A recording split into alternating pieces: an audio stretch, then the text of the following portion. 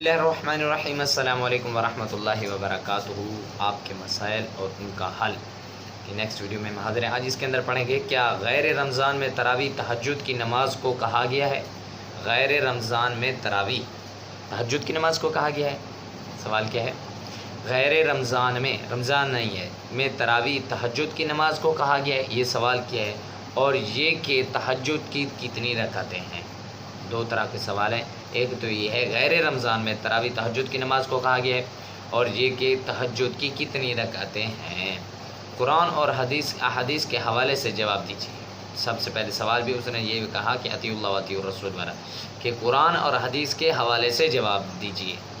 جواب: تہجد الگ نماز ہے جو کہ رمضان اور غیر رمضان دونوں میں مسنون ہے۔ تہجد کیا ہے؟ غیر وہ ہے۔ تہجد الگ نماز ہے جو کہ رمضان اور غیر رمضان دونوں میں مسنون ہے، سنت ہے، اور تراویح صرف رمضان المبارک کی عبادت ہے۔ تہجد اور تراویح کو ایک نماز نہیں کہا جا سکتا۔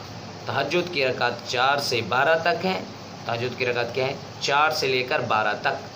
درمیانہ 8 رکعت ہیں۔ اچھا، درمیانہ 8 رکعت ہیں، 4 سے لے کر 12 تک ہیں، اور درمیانہ 8 رکعت ہیں، اس لیے 8 رکعتوں کو ترجیح دی گئی ہے۔ درمیانی کون سی ہے؟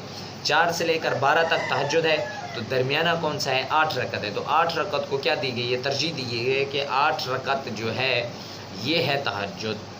کیا ہے؟ 4 سے لے کر 12 تک ہے، تو درمیانہ کون سا ہے؟ درمیانہ ہے 8 رکعت، تو اس کو ترجیح دی گئی، کہتے ہیں کہ 8 رکعت جو ہے یہی 8 رکعت ہی تہجد ہے۔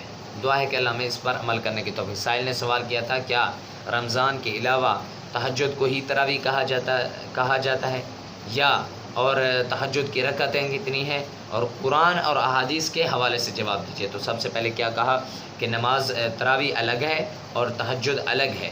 تہجد 4 سے 12 تک ختم، 4 سے لے کر 12 تک ہے، درمیانہ ہے 8، تو 8 کو ترجیح دی گئی ہے، اور تراویح کیا ہے؟ یہ الگ ہے، کیونکہ وہ تو 20 رکعت ہی ہے۔